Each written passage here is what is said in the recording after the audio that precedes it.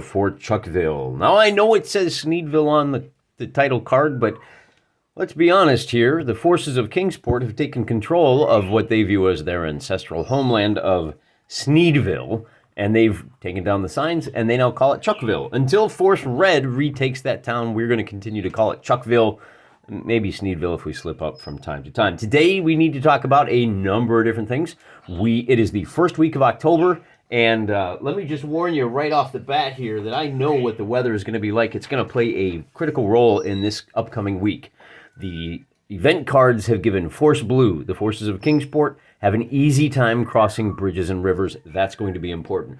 We voted on what the strategy should be for each of these two armies, and I should pause here to point out that because we're presenting the war councils, the various advisors, with 3 different strategies, and then using dice to determine which strategy is involved, is actually implemented, and then that strategy will be followed for 1 week. What we're doing here is not, it's a solo campaign. These two entities are not operating with the best information, and their strategies may not be ideal.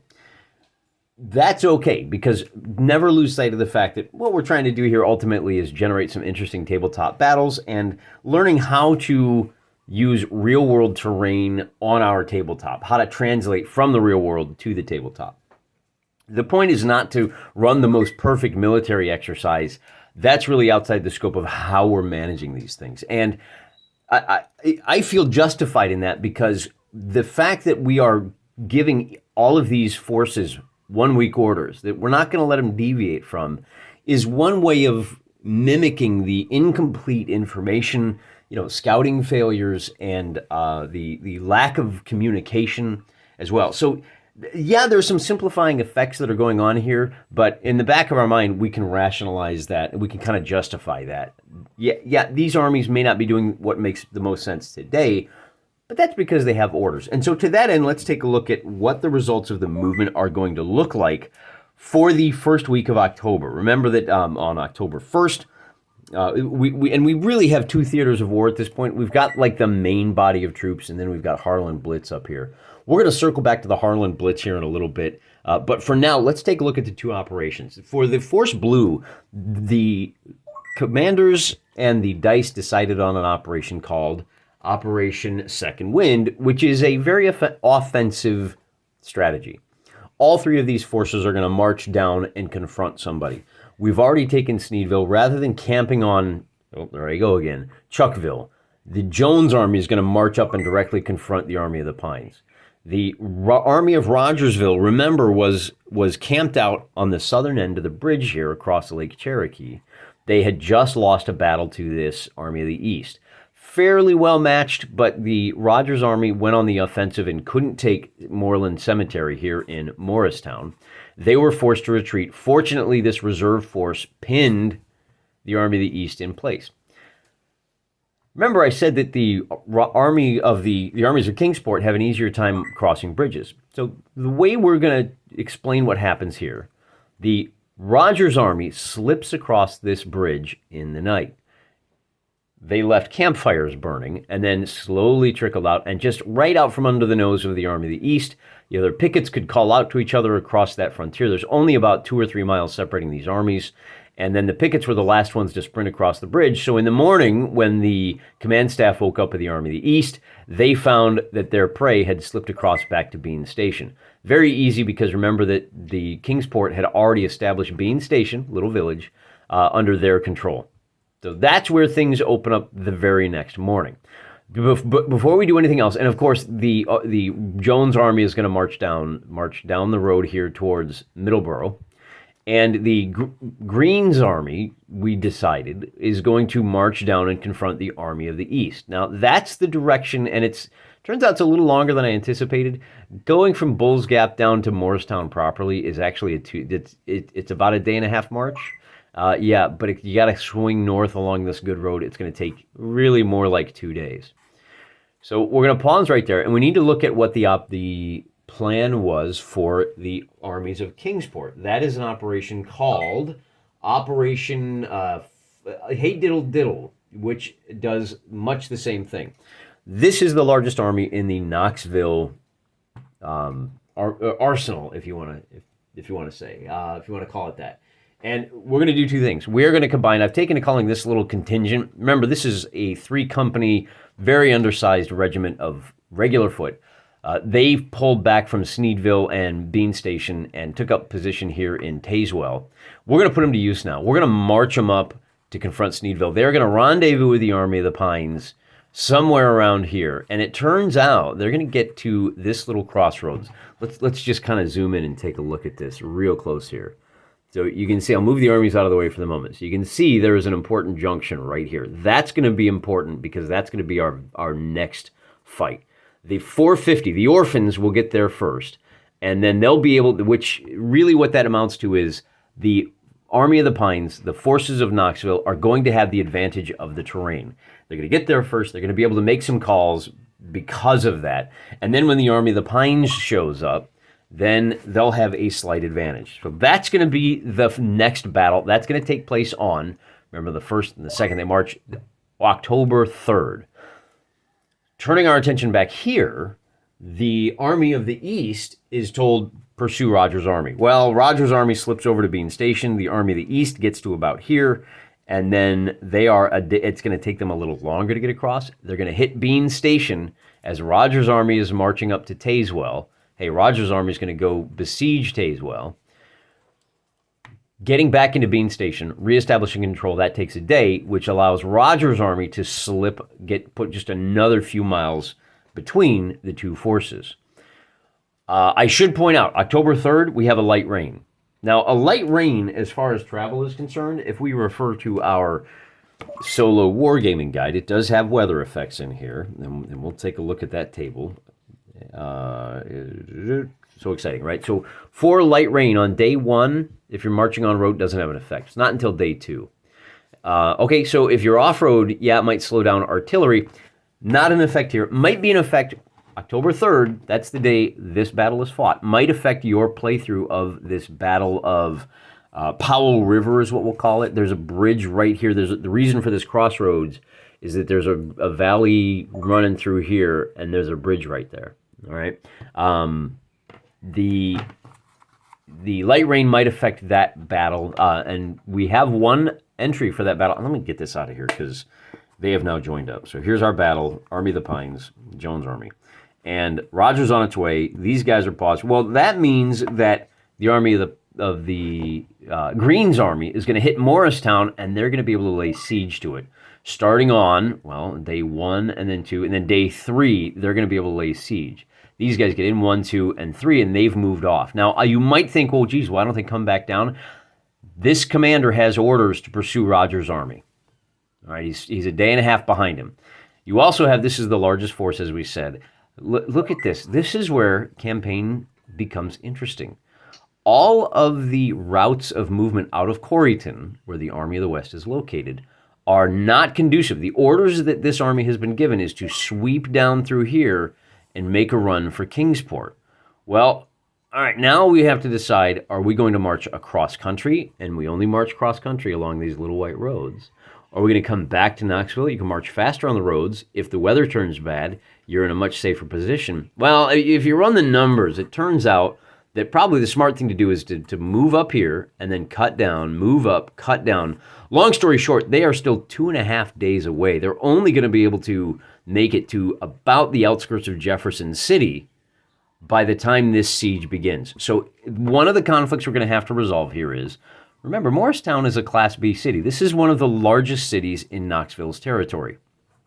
If the Army of the Pines can take Morristown in a day or two, things get interesting. If they can't, then we have a relieving force, a much larger relieving force that will be able to chase them away. But that's not going to happen until 4 is till like the 7th at the earliest, I want to say. Let's not get too far ahead of ourselves. We're going to pause the action right here on the 3rd. We need to figure out what's going to happen with this battle, and then, we'll kind of look at the latter half of the week later. The other thing we're going to talk about in terms of sheer movement is this force right here. Before we move this force off, though, there's a couple of things. It occurred to me that because Big Stone Gap is a Class 3 city, This is the Harlan Blitz. Just to refresh your memory, they have one fresh unit of cavalry and one undersized regiment of infantry. They had a hard time punching through Big Stone Gap itself. The militia put up a valiant effort, slowed them down by a day, cost them about 70 killed in action and 70 wounded in action. Well, if they follow their orders not to come assist in the action over here in the west, but to just continue their march on Kingsport, this is analogous to the British bombing raids on Berlin in World War II. Kingsport, you think you're in the driver's seat, you are not immune. The citizens here are all gung-ho about the army until the enemy is in Gate City knocking on their door. Maybe they can effect a political solution to this even without retaking Sneedville. That's the thinking of the Harlan Blitz and Commander Hayes. Now, Commander Hayes has 6 characteristics. All of our commanders do. He is not the smartest guy, and he doesn't have a lot of initiative. Both of those are sub 20, but he's very brave. So bear that in mind as we move forward. It takes a day to stabilize the political situation in a town you have taken over. What that does is if you're an enemy force marching, you don't just have to worry about the time it takes to march from town to town. It's going to cost you a day to get through a town. You may decide to bypass the town, but now your supply line has been cut. And we can talk a little bit about supply lines. Looking at this, honestly, Rogers Army is in a little bit of trouble. They're a little bit vulnerable. We are just using the very simple, can you trace a line back to the nearest A or B city? Well, that's Kingsport, Johnson City. Obviously, Greene's army can. They're almost cut off, but as long as they have this threadbare route through Sneedville, I think they're okay. If these guys were smart, the better strategy would have been to move these 2 armies here, cut them off, they're out of supply, it's going to affect their fighting ability. Yeah, with perfect information, if they knew that this army was doing that, they could have, pronouns are not your friend. If Knoxville knew that Rogers' army was going to be moving on Tazewell, then they could have cut them off. But because they didn't know, they're stuck with this suboptimal strategy. Every strategy that gets implemented is suboptimal because you're reacting to the other party. It's to be expected. So supply lines look good. I mean, again, if Tazewell falls, there's not going to be a way for the Army of the Pines to trace a supply route, so that could get ugly too. We got some interesting things. But turning our attention back here, the one thing I wanted to point out to you is, I don't think you can safely assume that a Class D size city, actually Class C in the case of Big Stone Gap, this is one of the armories, I don't think you can assume that you can just march through and it'll stay loyal to you. So what we're going to do moving forward is if you take a town bigger than E-Class, Sneedville, Bean Station, all of the towns that have fallen so far have been E-Class. Big Stone Gap is the first larger city that has fallen to an enemy force. We're going to require the Harlan Blitz to leave a garrison behind. And in addition, so now we have to choose, are we going to leave foot troops or horse troops? Well, because our foot unit is so depleted, we're going to have to use cavalrymen. I know cavalrymen don't want to do garrison duty. It's not their forte. They want to ride around, hell-bent for leather and raise hell all over the countryside. Sorry, guys, 40 of you are going to have to stay in Big Stone Gap. Why 40? Well, Big Stone Gap has a militia of 200, and generally we've used a 5 prisoners to 1 guard ratio. So and remember this moving forward. If Greene's army takes Morristown is Class B, they have 300 militia. The Greene's army, even if they win that siege and march down to slow down the Army of the West, they're going to have to leave behind, 60 guys. So that's effectively casualties that have removed them from the fighting ability of this army. Now, not from the campaign. They can always run down and join later if it becomes worthwhile. And in fact, that becomes relevant here because you've got about 70 wounded foot soldiers in Big Stone Gap. We're going to leave them behind too. Commander Hayes says, look, you 40 guys are going to guard, and you're going to wait for these foot guys to recover, and then once that 70 foot guys recover, we can leave them here and send the cavalry back down to rejoin the main force somewhere along the road to Kingsport. This Harlan Blitz is going to march down. They're going to take Duffield. That is a Class E city. They don't put up a fight. It's going to take a day for them to establish their control there. Then they start marching. Well, wait a minute. The next day, on October 4th. That's the day the Harlan Blitz can move out. Except that day dawns with light rain. And there's storm clouds on the horizon. So what is Commander Hayes going to do? If he marches out and gets stuck on the road in a heavy rainstorm, he is going to continue to accrue, call it fatigue, morale, penalties and whatnot. So Commander Hayes has a choice to make. Do I wait out the storm here in nice, comfy Duffield? Or do I risk getting bogged down along the road and having to take Gate City while I'm depleted and exhausted? I put that to the generals. I threw a poll up on Twitter. This is the results. We're just doing majority rules on this one. Keep it simple. I mean, this is just a light siege kind of situation. And the majority said, "Hey, no. You know what? Let's not risk it. We're comfortable. Let's wait until the road's dry." Now I can tell you, and I didn't tell the voters what the weather was going to be like. Commander Hayes doesn't know how long the rain is going to last. Neither should they if they're trying to make decisions for him. Well, I've rolled the dice, and it turns out, I don't know if this is a good call or not, because after the 5th, that's the day that the Blitz could have moved out. Now, the good news is there's 2 days of heavy rain. I don't know what the weather is like after the 7th. What I do know is that when you've got heavy rain, your first day, so we would have had no effects on day 1, would have slowed us. Now, heavy rain, we're going to kick over to day 2, half movement, and then half movement day 3, and then there's no more movement. Now, I ran the numbers, and I know it looks pretty close here, but it is under the best of conditions, it's a 3-day march, except if those 3 days are raining, you are losing half a day. Yes, I can tell you definitively that the Harlan Blitz would have gotten bogged down on the road. And remember that it's not like if the next day is clear, you can immediately start marching. You have to work your way backwards through these penalties. So if it's clear on day 4, then, so day 1, 2, 3, on day 4, you suffer this penalty as well. And then on day 5, and then on day 6, you could move again. So if we have one more day of rain, there's no movement for 2 days. One for the day of rain, one for it to dry up. These guys have a very tenuous supply route along this one little white road. We're giving them credit for living off the country and like exploiting Big Stone Gap and whatnot. But, you know, if they're bogged down here and waiting for 2 weeks out in the countryside, it complicates things and they'll have a harder time. We'd have to, you know, just rule that this taking of Gate City would take longer, wouldn't go as well. So I think probably as it stands right now, probably the right decision just from a health and safety perspective, although it does wind up costing them quite a bit of initiative. So, and I think that's in keeping with what we know of Commander Hayes and his attributes. So turning our attention back down here, what does that mean down here? Well, I'm not sure. I've actually paused the action. Now let's take a look at the action here on the Powell River. So this image shows you a close-up of that crossroads and the units that are involved. You can see that the Army of the Pines and Jones' army coming from the east here would hit that crossroad at about the same time. The 450 arrives first, so there are some options here for what happens. And of course, at the very tip of that red arrow, that's where the bridge across the Powell River is. It's worth pointing out, so again, just to kind of reemphasize, the Army of Knoxville has the advantage here. They're going to get here first, and they can kind of choose where, I think between the cemetery that you see and the crossroads, they can choose where that fight is going to occur. Remember, both commanders have orders to seek out battle.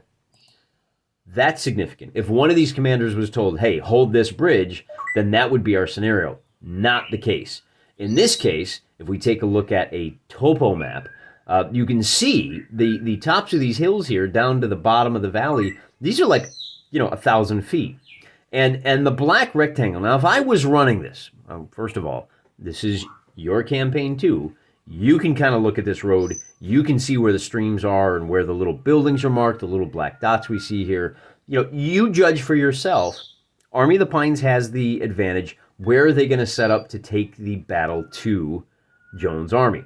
I think this is the place that makes the most sense. Looking at the valley itself, in fact, if we look at a bird's eye view, what you can see is that down here to the south is a very steep ridge. It's going to limit the movement of armies.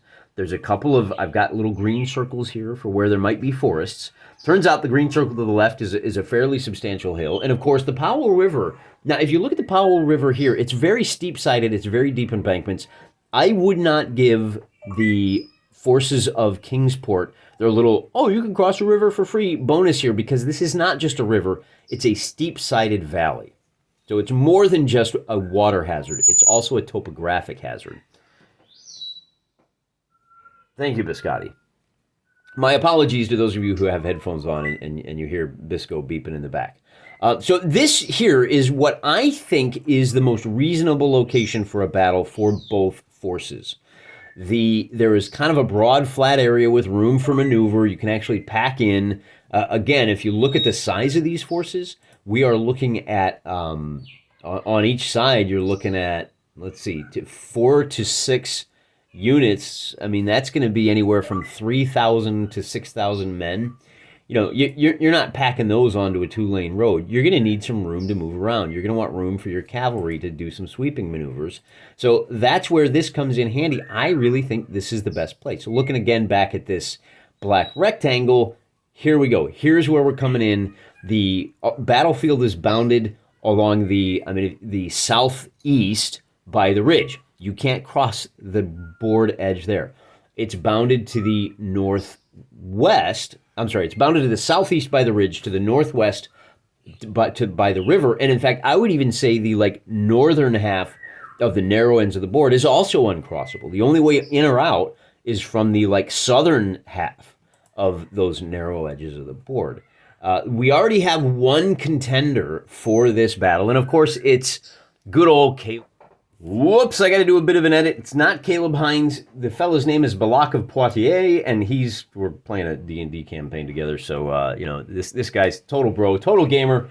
Go take a look at his Twitter feed. If you're on that site, make sure you give him a follow, because he's smarter than me, I can tell you that.